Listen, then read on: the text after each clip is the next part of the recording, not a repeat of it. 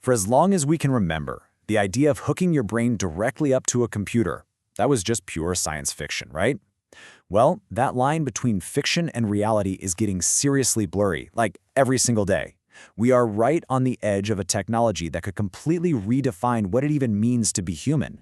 So what writers once just dreamed up in novels is now the actual stated goal for some of the most advanced tech projects on the entire planet. This is not some far-off dream anymore, it's a real objective. And to really get just how real it is, you just need to meet one person. So this is Nolan. A few years back, a terrible diving accident left him quadriplegic, paralyzed from the shoulders down.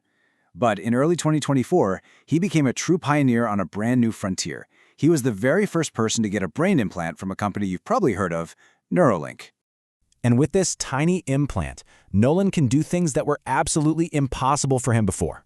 We're talking playing online chess, mastering these super complex strategy games, even playing Mario Kart, and he does it all just by thinking. He's gotten so good at it that he's actually breaking world records for how fast he can control a computer cursor with his mind. This isn't just some lab experiment. This is life-changing technology happening right now. Nolan's story is it's incredible. But it's also just the beginning. And it's all possible because of this technology that really, truly feels like mind over matter. So what is this stuff at its core? Well, it's called a brain-computer interface, or a BCI for short. And to put it really simply, it's a direct line, a communication pathway between the brain's own electrical signals and an outside device. No muscles needed, it's literally a bridge from your thoughts to an action. Okay, but how in the world does that bridge actually work? I mean, how do you even begin to decode the most complex object in the entire known universe, the human brain? Well, there are basically two main ways to do it. On one hand, you've got invasive BCIs. That's like what Nolan has with Neuralink. Tiny little electrodes are surgically placed right into the brain. Now, this gets you incredibly precise signals, but yeah, it comes with all the risks of actual brain surgery. On the other hand, you have non-invasive BCIs. Think of a high-tech cap, kind of like a swimmer's cap or a headset, that reads your brain waves from the outside. The big plus here? No surgery. But the signal can be a lot less precise, what scientists would call noisy. But no matter which method you use, the whole process really breaks down into three basic steps. First, every single time you think about something or intend to move, your brain's neurons fire off these tiny little electrical signals. Second, and this is where the real magic happens, sensors, either inside or outside your head, pick up these signals. Then, powerful AI algorithms get to work, analyzing these unbelievably complex patterns to figure out what you're intending to do. And finally, that translated signal becomes a command, telling a computer cursor to move, a robotic arm to grab something, or a keyboard to type a word. You really have to understand that AI is the engine that makes all of this go. Your brain activity is it's a storm of incredibly complex data.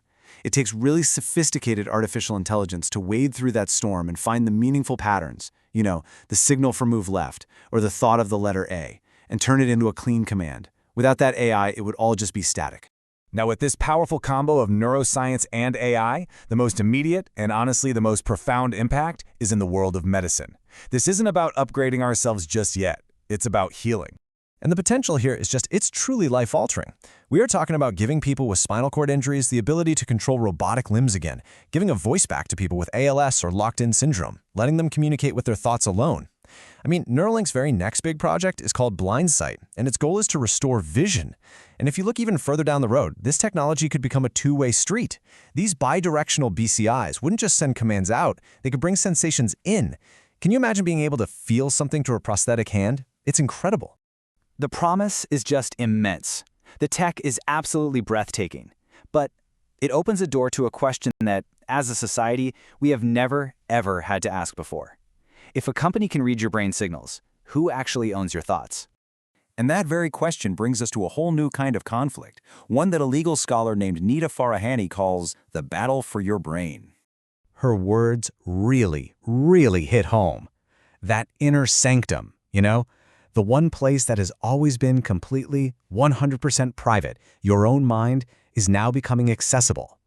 And if it's accessible, well, it's potentially up for grabs. And that forces us to think about a whole new kind of human right. Yeah, experts are now arguing that we need to establish a right to something called cognitive liberty. Basically, it's the fundamental right to control your own brain and your own mental experiences. Think about it. We've never needed to officially write this down before, because our minds were the one place nobody could ever get to. It's not just about freedom of thought, but about mental privacy, the right to keep those thoughts from being hacked or read or even manipulated. Because the risks here are like nothing we've ever faced. I mean, imagine a world where your brain implant could be hacked, maybe to manipulate your actions. A world where your neural data, your deepest intentions, your secret emotions could be stolen and sold. What happens if this tech creates a new kind of social class system between the cognitively enhanced and, well, everyone else? And maybe the biggest question of all, when our brains are plugged into machines, where do you end and where does the technology begin? And these aren't just philosophical questions for a late-night debate, because the ultimate vision for this tech, it goes way beyond just healing people. It points directly towards the next human upgrade. Make no mistake, the long-term goal for companies like Neuralink is not just to repair what's broken, it's to augment, to improve, to enhance human abilities far beyond our natural biological limits. And the vision here is about as ambitious as it gets. We are talking about a true symbiosis between the human brain and AI, a super high-speed connection that merges our thinking with machine intelligence. Imagine controlling a humanoid robot with your mind, like it was your own body. Or get this, a form of conceptual telepathy. Instead of fumbling around with words, you could just send a complex idea or a feeling or an image directly to someone else's brain or to an AI, instantly. This is the future that we are walking into. It's one where the fundamental lines we've always drawn between biology and technology, between being human and being a machine, are all starting to dissolve. We are literally engineering the tools to access the last, truly private frontier. On one hand, it promises to heal the incurable and give us abilities we can barely even dream of. But on the other, it forces us to face these fundamental questions about who we are and what we really want to become. Which, of course, brings us to the final and most personal question. The technology is coming. Sooner or later, the choice is going to be real. So, you have to ask yourself, when you have the chance, would you